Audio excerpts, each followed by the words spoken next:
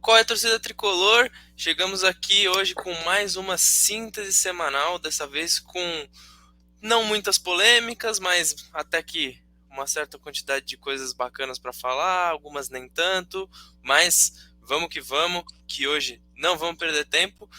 E já queria começar primeiro dando as boas-vindas para o Mozart e já falando que hoje saiu a nova camisa 2 do São Paulo. Queria saber já de antemão o que você achou com relação à camisa, história, padrão, todo esse tipo de coisa. Vamos lá. E aí, galera? Ainda bem que não teve bomba nessa semana. Vamos ter uma síntese semanal um pouquinho mais tranquila para fazer. A camisa 2, cara, eu vi muitos comentários lá no grupo de gente que não gostou. Muita gente também no Twitter não gostou da camisa, porque acho que Mas, na minha opinião, é uma camisa ok. Respeita o estatuto do clube, respeita a história do clube. Eu não vejo muito do que reclamar, não.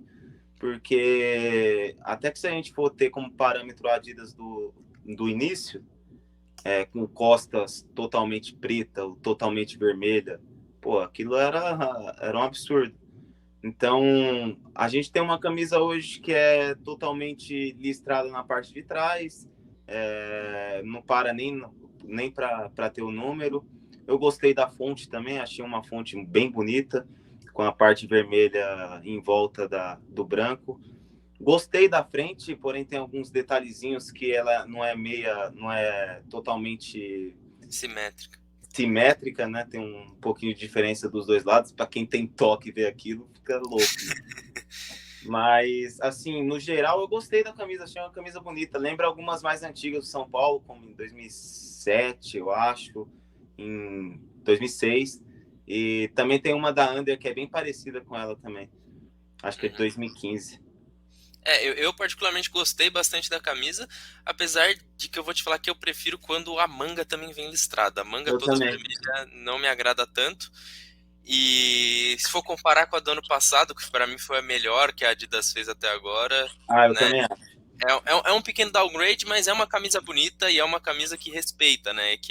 Foi uma coisa que no começo do contrato, né, É não foi complicado, né? tanto. Parecia ser Tinha difícil. jogos que a gente olhava para aquela camisa do São Paulo de costas, e você não Nossa. sabia se era a camisa do São Paulo, do Santos, do Corinthians, enfim. Uhum. Então já é uma coisa, um ponto positivo, por Já mais é um que um avanço. detalhe ou outro não agrade a gente, né?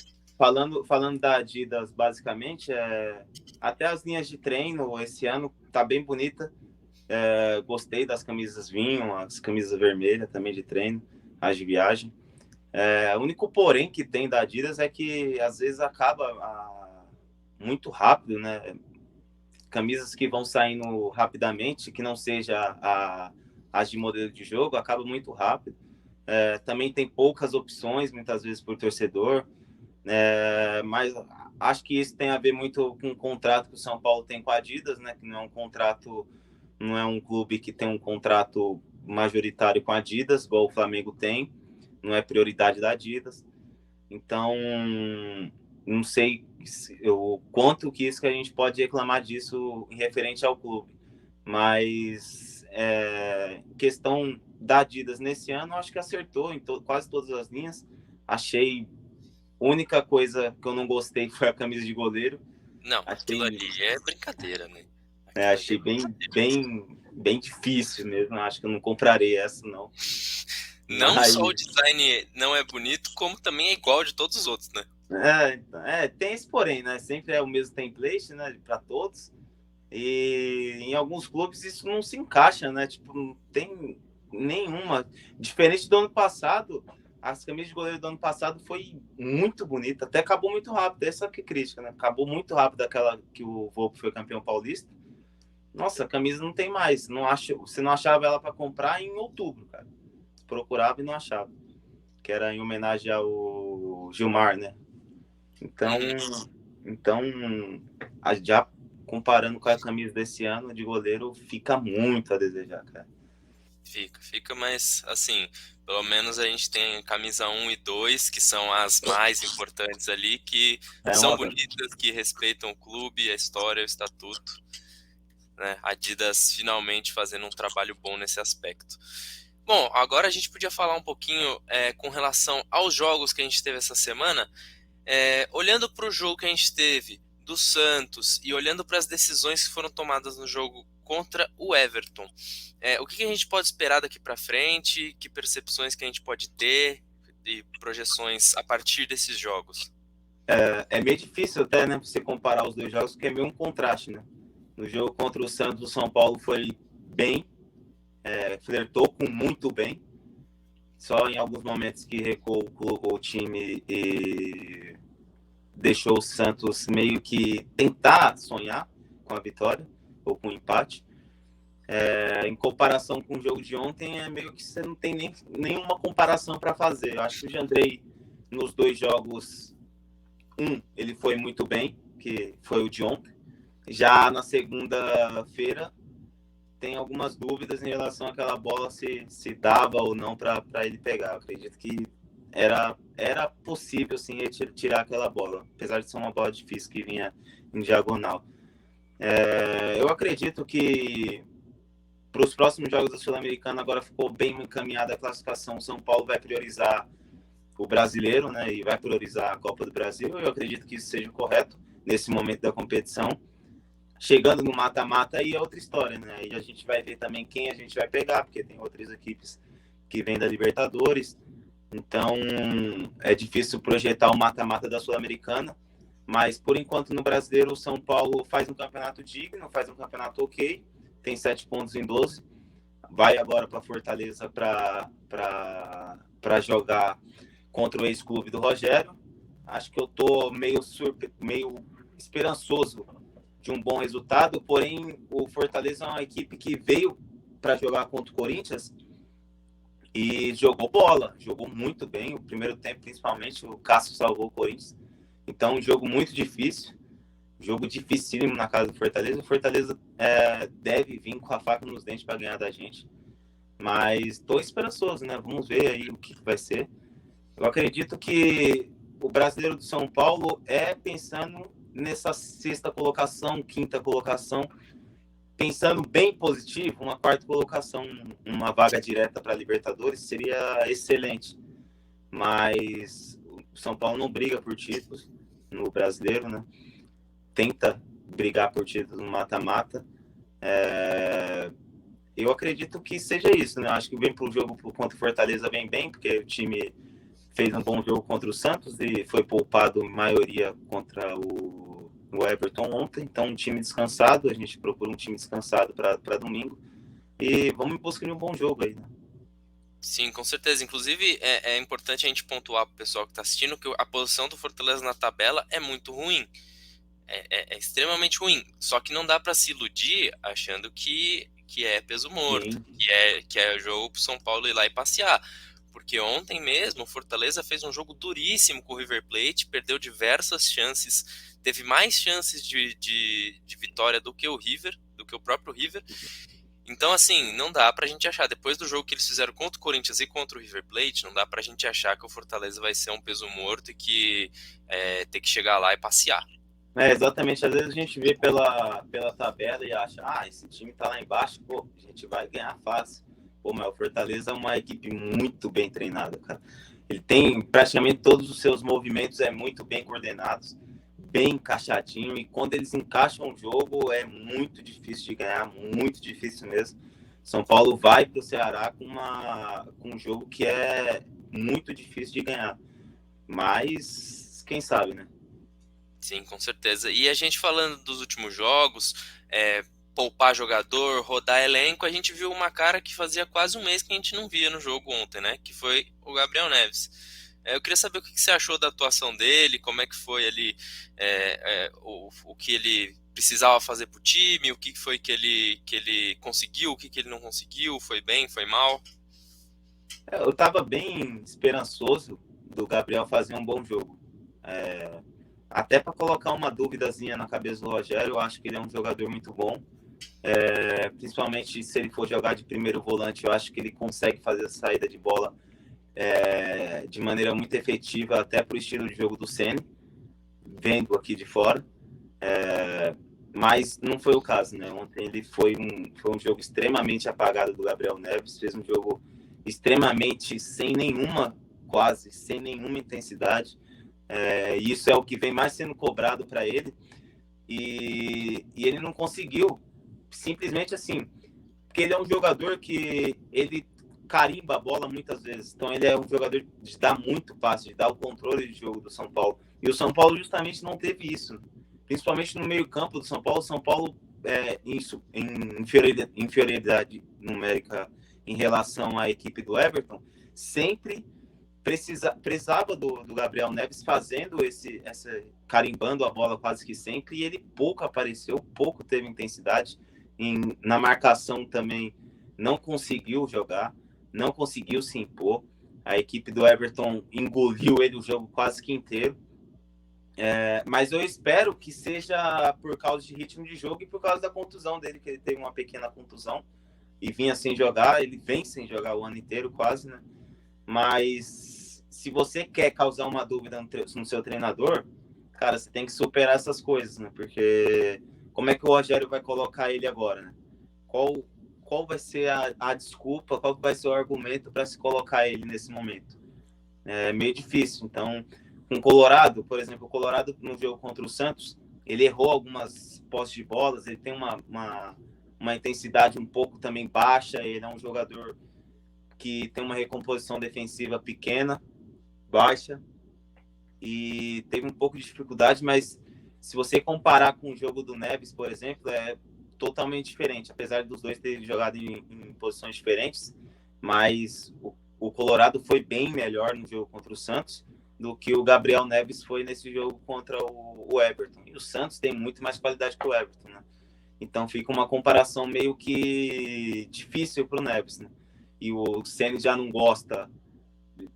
Putz, é difícil falar isso, não gosta, né? Mas ele não vem colocando o Gabriel Neves nos jogos, e o Colorado meio que chegou no meio do trabalho do Rogério e já vem ganhando posições, galgando posições, vem sendo titular no Campeonato Brasileiro às vezes, foi titular contra o Bragantino, foi titular contra o Santos, em partidas difíceis. Então, a vida tá difícil pro Neves, cara. Ele não aproveitou nem um pouco a chance de ontem. Espero que ele consiga, nos jogos do Morumbi, provavelmente eu acho que ele vai ser titular nos jogos que tiver no Morumbi. Espero que ele consiga desenvolver seu futebol da maneira que a gente espera dele, né? Porque é um jogador, tecnicamente falando, é um bom jogador, cara. Eu apostaria nele muito para ser o primeiro volante da equipe, mas infelizmente não vem conseguindo ter intensidade, não vem conseguindo jogar, ter ritmo, e vem perdendo argumento, porque não tá conseguindo jogar quando o Rogério coloca ele na arena, né? Hoje a gente pensando na chegada do Colorado, que tem aparentemente uma opção de compra menor que a dele, na falta de utilização dele, e sabendo que ele está aqui até dezembro com essa opção de compra de cerca de 8 milhões de reais, com essa preferência do Ceni pelo Colorado, aparentemente, eu acho que a projeção que a gente faz hoje é que ele não fique no São Paulo para o ano que vem, né? Assim, tudo que se desenha, né? O que vem se desenhando é para que ele não fique.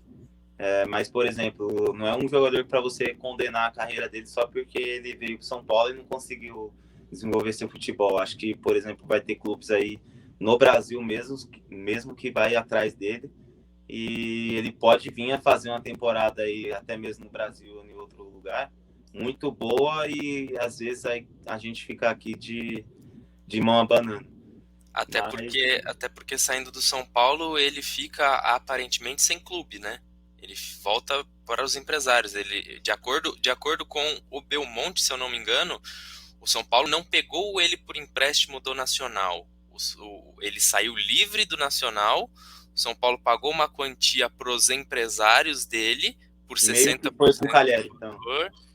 Isso. E aí, no final desse ano, o São Paulo tem a opção de ficar com o valor do Gabriel Neves e pagar acho que são 7,7 milhões de reais, se eu não me engano, ou devolver os direitos econômicos para os empresários dele. Então, teoricamente, se o São Paulo não fizesse essa opção de compra, ele é um jogador livre no mercado que pode até pintar em algum clube que dispute algo com o São Paulo, afinal ele já está aqui no Brasil. Eu também eu acho que é bem provável, hein, cara. Com certeza. Bom, agora falamos aí de problema com jogador, jogador que talvez que não fique. Vamos falar de um jogador que provavelmente fique. A renovação do Diego está bem encaminhada, né? Ótima notícia, a gente vem falando aqui em todos os vídeos que ele é o melhor zagueiro de São Paulo na temporada, sem margem para discussão. E é muito bom, muito bonito ver essa remontada dele, essa evolução. Queria saber qual que são as perspectivas aí dessa renovação, o que falta, mais ou menos, de acordo com as notícias, e o quão positivo é o impacto da manutenção do Diego no time. A renovação do Diego, ela é boa no aspecto técnico, nesse aspecto ela é excelente. No aspecto financeiro também, porque o São Paulo pode pleitear um valor maior futuramente em caso de venda. E ele é um jogador que você vê futuro de Europa nele, principalmente se ele manter esse nível que ele está jogando hoje. Porque no Bragantino, alguns jornalistas falam que os treinadores das outras equipes falam que o Léo Ortiz que é o camisa 10 do Bragantino, né, que arma o time de trás. Hoje você pode dizer que o Diego Costa ele acrescenta muito no futebol do São Paulo, não só defensivamente, que já vem sendo uma constância, mas ofensivamente. Você vê uma diferença muito grande na saída de bola quando ele não joga, quando é outro zagueiro jogando na direita ou na esquerda quando ele está ali. Então, você vê o quanto ele é influente no jogo do São Paulo, né? Porque se você comparar um zagueiro ser influente no jogo defensivo, é ótimo, é muito bom. Mas um zagueiro ser influente no jogo defensivo e no jogo propositivo, isso é excelente, cara, porque é muito difícil quando a equipe vem te pressionar e você tem um zagueiro que ele é um pouco mais, na linguagem normal, grosso, e ele tenta rifar quase todas as bolas. Então, você precisa de ter um centroavante que suporta bastante, você precisa de ter jogadores mais altos para ganhar a primeira bola e aí, consequentemente, a segunda bola. Então, quando você tem um jogador que consegue sair no jogo terrestre de maneira tão fácil como o Diego consegue sair, de maneira assim bem natural, você meio que não percebe isso durante o jogo. É tão natural como ele faz, você não percebe. É um passe fácil, é um passe normal, mas aí você vê o outro zagueiro da equipe jogando em outro jogo e você percebe a dificuldade que é aquele passe que você acha que é muito fácil. Uma coisa que eu acho legal citar é que, na verdade, a gente não percebe tanto o impacto do Diego quando ele tá jogando. A gente percebe o impacto do Diego quando ele tá fora do time, né? Exatamente, porque o zagueiro que é reserva dele, no caso, que é o Miranda hoje, o Miranda é ótimo também na saída de bola. Mas tem uma diferença grande hoje, em termos físico, em termos técnico, para o Diego Costa, infelizmente, porque o Miranda é um ídolo da torcida, mas você vê uma diferença bem grande de quando está o Miranda, porque o Miranda tem uma tomada de decisão um pouco mais lenta que a do Diego. Ele apesar de ser um zagueiro muito calmo, hoje ele é um zagueiro mais lento, coisa que era diferente naquela época de 2006, 7, 8. Mas eu não acho o Miranda assim descartável, tá? Eu acho o Miranda um bom zagueiro. Acho que o que peca nesse caso deve ser o salário dele, que é muito alto, para ser reserva principalmente. Mas falando do Diego, cara, eu acho ótimo, viu? A renovação dele veio no momento certo, porque se você espera mais um pouco para renovar com ele, talvez os valores sejam ainda mais altos e você encontra uma maior dificuldade, porque o empresário vai te pleitear alguma coisa a mais, então você vai ter que desembolsar um dinheiro maior. Então, o São Paulo renovou no momento certo, que foi no momento de que ele se destacou, então ele mereceu a renovação, e antes do momento maior dele, que aí provavelmente ia ter que desembolsar um valor maior em termos de salários e luvas para ele, né? Com certeza a tendência pela temporada que tá fazendo é daqui 2, 3 meses ele tá ainda mais valorizado, né? Exatamente. Então, assim, pro São Paulo, que tá com a situação financeira não das melhores, é mais importante conseguir renovar o quanto antes para manter esse valor, por mais que o Diego mereça um valor mais alto, para manter esse valor aí dentro do mais razoável. E essa semana também, além das partidas, além de renovação, além de sair camisa, a gente teve um momento bonito, porém, né, sempre fica aquela pequena tristeza ali naquele momento, que foi a aposentadoria do Hernanes, né? Hernanes, um grande ídolo do São Paulo, foi campeão brasileiro, foi o salvador aí do rebaixamento de 2017, sendo o melhor jogador do turno em que ele esteve aqui com sobras, né? Um jogador assim, incrível, um dos poucos jogadores na história do futebol a marcar gols de faltas com os dois pés diferentes. Então, assim, é um jogador diferente, é um jogador que foi mágico na história de São Paulo, que é um ídolo enorme. Eu queria, né, não podemos passar isso em branco, queria que você desse uma passada, uma comentada também sobre isso.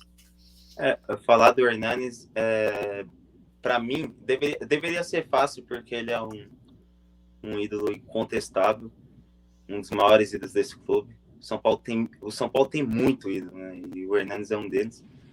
Só que para mim é um pouco difícil, porque eu estava vivendo em 2017 um momento meio que difícil na minha vida, e se o São Paulo cai naquele momento, cara, nossa, eu não sei o que seria, né?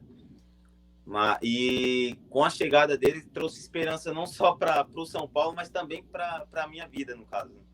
Porque, cara, o que ele fez naquele campeonato, olha, é surreal a gente pensar. Teve momentos que ele tava com 9 gols, assim, coisa de 11, 12 jogos, era coisa maluca, cara. E o Hernanes, eu postei no Twitter na segunda-feira que ele se aposentou, né, que ele anunciou, que era um dos jogadores, ele e o Rogério é um dos jogadores que eu não conseguiria nem olhar para eles pessoalmente, porque não sei nem como seria a minha reação, porque o Hernanes... Perigo de infartar. Nossa, é melhor nem acontecer. O Hernanes, ele é um dos que eu vi, é o terceiro maior ídolo para mim. Eu sou completamente maluco pelo Hernanes, prejudicava até a minha avaliação na última passagem dele, porque ele foi muito mal, né? Muito mal. E, pô, a gente sempre esperava, né? Não, depois de um gol deles, a gente sempre esperava, pô, agora o Hernanes vai. E já tava nítido que não ia, né? Que não ia dar certo. Mas, em termos de respeito à instituição, ele sempre manteve o respeito mesmo depois de sair. Quando ele veio jogar com o Sport aqui, foi bem recepcionado, retribuiu a recepção. Em postagens, sempre enaltecendo a história do clube, sempre enaltecendo o clube. Então, é um jogador assim que, cara, eu vou levar o Hernanes no meu coração, acho que pro resto da vida.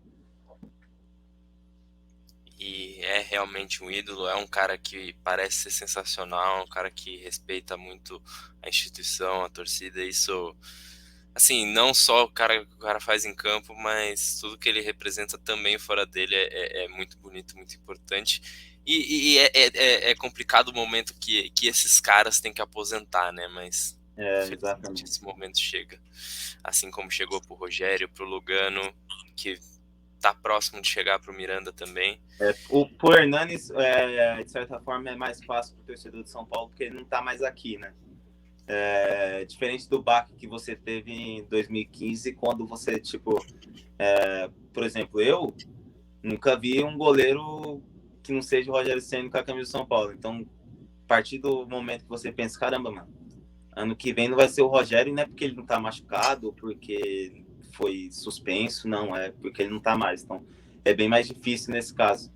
Mas o Hernanes é uma situação um pouco mais normal o torcedor encarar, porque ele já não estava mais aqui, né? E também não estava desenvolvendo mais seu futebol em grande nível. Talvez se ele tivesse feito essas 3 temporadas que ele ficou no São Paulo, se ele tivesse feito essas 3 temporadas em altíssimo nível, pô, a situação da aposentadoria dele hoje seria ainda maior, a comoção ainda seria ainda maior, não diminuindo tudo que ele fez, tá? É inigualável o que ele fez aqui, mas acaba sendo um pouquinho mais fácil para o torcedor digerir porque tá um pouquinho mais afastado, né? Com certeza.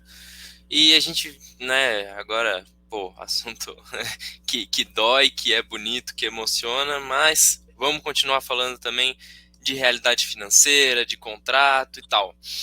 O PR hoje está emprestado pelo São Paulo ao Náutico e tem contrato até dia 31 de janeiro do ano que vem. E o São Paulo está encontrando algumas dificuldades para renovar com ele. Queria saber de você, Mozart, o que você acha do PR com relação a essa renovação? São Paulo precisa fazer um certo esforço para renovar com ele de qualquer forma, precisa contar com ele que está fazendo uma boa temporada. Ano que vem ele pode ser importante com a saída provável de um dos goleiros hoje do São Paulo. Como é que você vê a situação do PR e por que o São Paulo sempre deixa para a última hora para renovar com os jogadores? O PR é uma situação um pouquinho mais delicada, porque o ano passado dele foi bem ruim, né? Foi. Todas as vezes que ele entrou, ele ou falhou num lance decisivo ou quase falha para um gol acontecer. Mas é muito novo, né? Era um jogador muito novo e a gente sabia que quando tivesse essa chance, talvez poderia ter dificuldades. E lá dentro tem que ter essa identificação, tem que ter esse monitoramento de achar, pô, o PR, ele entrou mal nesses jogos, mas ele é um jogador de potencial.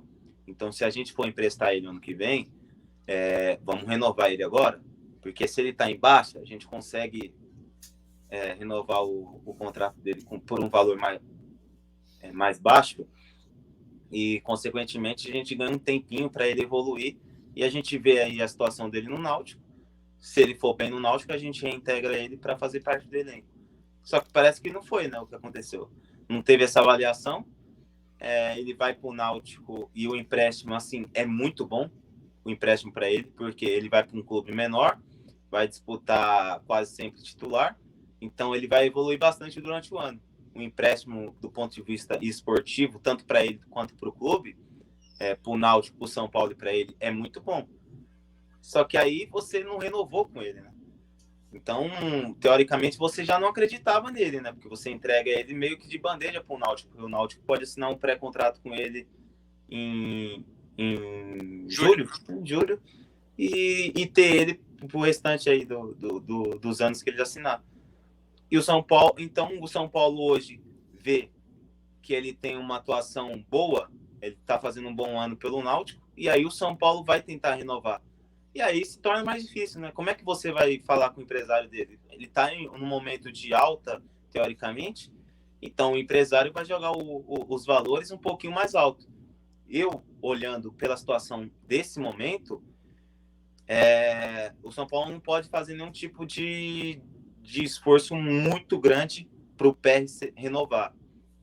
Porque eu olhando aqui, o PR é muito novo. Eu não acredito que o PR chegará o ano que vem, 2023, e já assumirá a vaga de titular de São Paulo inquestionavelmente. E também não acho que ele disputará a vaga de titular com o goleiro que tiver no São Paulo naquele momento. Porque eu ainda acho que ele precisa de mais evolução, ele precisa melhorar a saída do gol dele, que ele sai de uma maneira muito estabanada. Eu não tenho acompanhado os jogos do Náutico, então é bem difícil da mim avaliar a parte técnica dele hoje. Então a gente fica avaliando com base nas notícias que a gente tem. Teoricamente ele vem fazendo um bom ano, pegou pênalti agora na final do Pernambucano, mas é meio difícil você imaginar o cenário por esse momento de agora, né? Porque era um jogador que você poderia renovar por um valor baixo e que não ia prejudicar tanto, né? Você renova ele, por exemplo, por mais um ano somente, você não ia te prejudicar nem tanto financeiramente, você poderia ter um retorno maior se ele fosse bem no Náutico, como ele vem sendo. Então, o São Paulo errou lá atrás em não ter renovado com ele, ou, por exemplo, em ter feito uma avaliação incorreta dele, porque achou que ele não era um jogador para o nível técnico do São Paulo. Então, emprestou ele quase que de graça, deu de graça para o Náutico. Então, e agora que acha que ele aí vai atrás de renovação, é lógico, vai se tornar mais difícil, não apenas pelo jogador que fica, teoricamente, magoado com a equipe, Mas por ser um empresário, né? O empresário sempre vai buscar tanto o bem para ele, tanto para o seu jogador. Então ele vai buscar pleitear um valor maior aí, já que o jogador dele tá em alta, né? E além do valor também, a gente tem que considerar que hoje o PR no Náutico tá jogando. Né? Tá jogando diferente do que acontecia e do que provavelmente iria acontecer no São Paulo. Então a gente tem que Exatamente. imaginar que mesmo que o PR não vá ter um aumento financeiro ficando no Náutico, qualquer coisa do tipo, é uma projeção para a carreira que daqui 2, 3 anos pode render para ele um salto para Talvez algum nem clube seja do interesse mais do competitivo. empresário que ele volte, né, pro Morumbi, porque no Morumbi é bem provável que ele seja titular, a não ser que tenha uma reviravolta muito grande, tanto tecnicamente dele, tanto no São Paulo, né? Mas no Náutico ele tem muito mais chance disso. E às vezes ele pode até nem ficar no Náutico também, nem no São Paulo. Pode pleitear um time médio do Brasil, um América, um esporte, e aí crescendo ainda mais, né, na carreira dele, fica na evidência. Com certeza, até porque ganhar para ser terceiro, quarto reserva de São Paulo, talvez em um clube menor, você não vai ter um salário tão menor assim para ser titular. Então, Exatamente. Do ponto de você vista manteria financeiro nem é tão ruim, né? E do ponto de exato, vista técnico é ainda melhor. é muito melhor. Exatamente. Acho que é um jogador que dificilmente volta para o São Paulo, assim, porque vai depender muito da vontade dele. Eu acho que, Exatamente. olhando da ótica dele, eu não imagino motivos hoje para querer renovar. Então, É, pode ser uma perda do São Paulo que é uma perda que a gente pode olhar no ano que vem, não ter tanto impacto, mas a gente sabe que poderia render algo financeiramente para o São Paulo também, cara, se essa renovação tivesse sido antecipada, qualquer coisa do tipo. eu vejo assim, numa situação bem natural, cara. Porque nos jogos que ele estava aqui ele não foi bem, no Crystal Palace ele não jogou. Talvez a avaliação que tenha feito em cima dele seja ruim mesmo, como foi do Everton no Corinthians. O Corinthians também não aproveitou o Everton. E isso acontece no futebol, é normal. O torcedor do Corinthians hoje não fica lamentando, que o Everton poderia estar aqui. Acontece, cara. O Ederson, por exemplo, não jogou aqui, tá? Hoje é titular absoluto do Manchester City. Então, são coisas que o futebol é muito dinâmico, né? Às vezes acontecem essas coisas e meio que não tem como você controlar isso. Não tem como, por exemplo, São Paulo também manter no seu elenco todas as joias de Cotia, esperando que um Sim. dia eles sejam o Lucas, esperando que um dia eles sejam o Casemiro, né? Mas também não pode estar de bandeja como vem dando, mas Até porque tem o que ter próprio Casemiro é uma situação que a gente olhando lá para trás falou, pô, não aproveitou o suficiente e tal, mas o próprio Casemiro não ajudou muito naquela época. Exatamente. Até o próprio Casemiro fala em entrevistas hoje em dia que ele mesmo, naquela época, agiu de forma incorreta com o São Paulo, ele admite isso.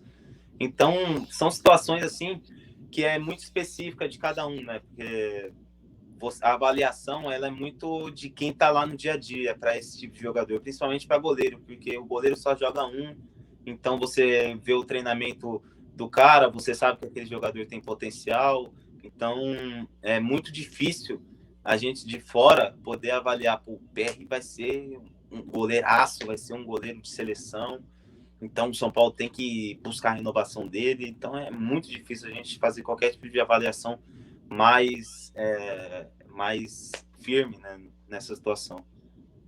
Ainda mais pro São Paulo, que tem um histórico de revelar goleiros que saem daqui e acabam fazendo um certo sucesso em outros clubes até um pouco menores, eventualmente, né? O próprio Richard, o Everson. Exato. Aí a gente pode falar do Ederson, que aí também já não tem muito o que comentar, enfim. Aí não tem muito. Mas, então, e fechando esse assunto, eu queria finalizar aqui o vídeo com um último assunto, que é um assunto mais polêmico, é um assunto chato, que vai dar pano pra manga ainda, mas eu acho que é importante a gente comentar ele nesse momento que tá mais de início, né? Eu queria falar um pouco da Libra, porque hoje diversos clubes no Brasil estão se reunindo para discutir a formação de uma liga, né, para mudar a forma de serem organizados os torneios, né, a forma de pagamento, direito de TV, todo esse tipo de coisa, Eu sei que premiação. você vai falar um pouco mais sobre o assunto, só dando uma pincelada por cima. Cara, a ideia da Libra ela é boa, né? Porque teoricamente os clubes vão parar de ter as intermediações no meio, vai parar de ter a CBF no meio, então vai receber os valores integrais da TV Globo, de qualquer emissora que for. Então, teoricamente, é um bom caminho a se seguir. Só que os clubes aqui, eles não buscam união em nenhum momento. É sempre um querendo ser melhor que o outro, é sempre um querendo o que o outro está ganhando. Então, não dá para o Atlético Paranaense pleitear o que o São Paulo ganha também. Não tem como. Não dá para o São Paulo também pleitear o que o Flamengo ganha. Mas tem que haver um equilíbrio nesses aspectos que quase sempre nunca ocorre, né? Os cartolas sempre estão pensando no próprio umbigo e nunca se unem para aumentar a divulgação da liga, para melhorar a qualidade técnica da liga. Nunca há um consenso entre eles, é sempre pensando no eu, e acaba sempre nós acaba se dando mal nessa. Com certeza. E nessa linha, é exatamente nessa linha do que você falou sobre a falta de união, a falta até de capacidade de negociar de uma maneira mais racional, que hoje tem o impasse da Libra. Porque hoje a gente tem 8 clubes que assinaram a criação da Libra, já, né, que foram, hoje, dentro da Série A, 6, Corinthians, Flamengo, Palmeiras, Red Bull Bragantino, Santos e São Paulo. E 2 que estão na Série B hoje, o Cruzeiro e a Ponte Preta. E por que hoje a Liga ela tem um impasse grande? Né? Muito se deve a exatamente a divisão da maneira como a verba vai ser feita. Né? Hoje, os clubes que assinaram concordaram com uma verba em que 40% de toda a verba é dividido fixamente entre os clubes, e aí os clubes receberiam 30% por questão de audiência, pay-per-view, consumo, etc. E os outros 30% por mérito esportivo. Qual que é a discussão hoje dos clubes que não assinaram? Que esse valor que é o fixo, que todo mundo vai receber igual, mude de 40% para 50%. E a divisão dos outros dois valores, 25-25. E, assim, isso gerou um impasse muito grande, apesar da diferença, se a gente for olhar, não seja tão grande. É uma diferença que não é tão absurda, que não é nada, mas gerou um impasse porque aumentar a verba do pay-per-view e do mérito esportivo vai manter os clubes maiores com mais poder financeiro ainda, etc. E eu, particularmente, vejo a reivindicação dos clubes que não assinaram como válida, porque é uma maneira, assim, do futebol brasileiro ser um pouco mais competitivo ali na sua elite, né, de você ter um pouco menos, apesar de que vai ser difícil mitigar isso, mas ter um pouco menos de disparidade financeira, principalmente se a gente for olhar para o Flamengo, por exemplo, ou Corinthians, que seriam os clubes assim, entre os com mais torcida, os dois que destoam mais. Então você manter essas verbas com essa divisão pendendo muito mais para o lado do público e já é uma forma de manter esses clubes ainda mais lá em cima, com a arrecadação ainda mais lá em cima, e ao meu ver é válido que seja acatada essa alteração, porque primeiro você libera mais verba, né, de maneira antecipada, entre aspas, né? Antecipada não, a priori, para clubes que você já sabe que, via de regra, não tem tanta capacidade de arrecadação, mas que muitas vezes tem bom gerenciamento, bons projetos, futebol que propõe algo que é interessante, e ao mesmo tempo você não vai prejudicar tantos clubes por causa de 5% ali da verba. Pode ser num valor absoluto algo alto, mas ao mesmo tempo a gente sabe que com essa divisão, ainda assim, os clubes como o Flamengo, o Corinthians, o Palmeiras, hoje que está numa fase muito boa, ou que faz a torcida engajar muito mais, o próprio São Paulo, que tem uma torcida enorme, vão ter vantagem na arrecadação com relação aos clubes menores. E, assim, particularmente, eu acho que é um sacrifício muito pequeno a se fazer para que a liga seja criada. Sabe, a gente está discutindo 10% do tamanho da verba ser puxado para o fixo, para você não ter uma liga com 8 clubes. Então, é a questão que eu tava falando, não é muito nem questão de criticar quem tá reivindicando o que você acha.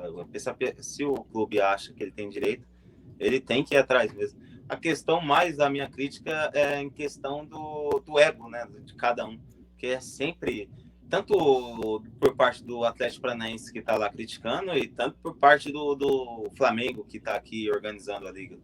Então, é sempre muito pensando no eu, no eu, no eu. Nunca é por causa da qualidade do campeonato em si. Por exemplo, o Atlético Paranaense, se ele estivesse num patamar um pouquinho mais alto em termos de torcida, ele não estaria lá brigando com os emergentes. Então, é uma crítica mais aos egos do dirigente, tudo do que ele está reivindicando. Acho que também, por exemplo, de 50 para 40, cara, não vai fazer tanta diferença assim. E talvez para o pequeno isso seja um valor a entrar, que vai cobrir algumas coisas que vai fazer diferença para ele, né? E, e os clubes maiores aqui, como Flamengo, São Paulo e Corinthians, acaba não querendo aceitar só para ter o poder, ser o motivo ali, a gente não cedeu, então a gente é assim, vai ser do jeito que a gente quer e pronto, acabou. É sempre motivo de ego, Sim, até porque a partir do momento que digamos que todos os clubes aceitem as condições que o Flamengo, o Corinthians, etc., impuseram hoje. A partir desse momento, eles vão ter muito mais autonomia com relação às outras decisões em cima de qualquer outro clube também. Exatamente, né? Exatamente. A partir do momento que os clubes aceitam muito fácil qualquer decisão que seja posta na mesa por eles, né, tudo fica muito mais fácil. E por quando mais vir que os patrocinadores, né, vai falar, não, a gente que fundou a liga, não, peraí, a gente tem que estar ciente de tudo. Então, é difícil também para os clubes pequenos aceitar.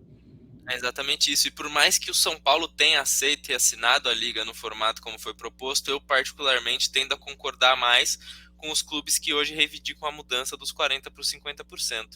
E é aquilo, se vai ser mantida, se vão bater o pé nos 40% por causa dessa briga de ego, por causa de um valor que para os grandes provavelmente nem vai ser tão diferente assim, sinceramente, então a liga não vai sair, porque ninguém vai tentar a sorte de fazer uma liga com 10 clubes, sabe? Exatamente. Então, eu acho que pro bem do futebol brasileiro, dos outros clubes, até para a formação de jogadores, para o futuro do Brasil como um todo, eu acho que é importante que a gente entenda que precisa que a competitividade seja mantida, né, e que evolua até, e é importante que a gente aprenda a valorizar um pouco o papel de clubes que são menores, mas que também são tradicionais e que revelam muito, né? Não só para a gente pensar em seleção brasileira, porque a gente está aqui falando de São Paulo principalmente,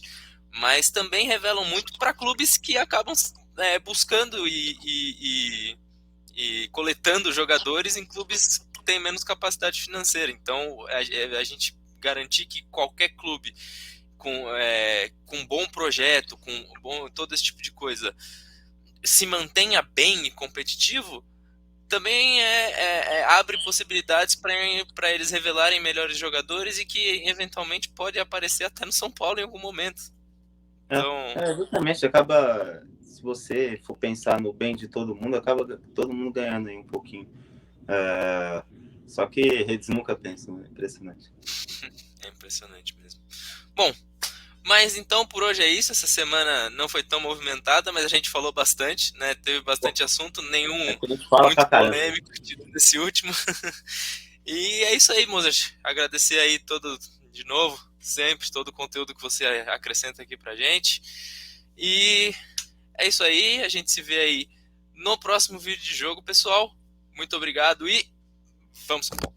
Vamos São Paulo.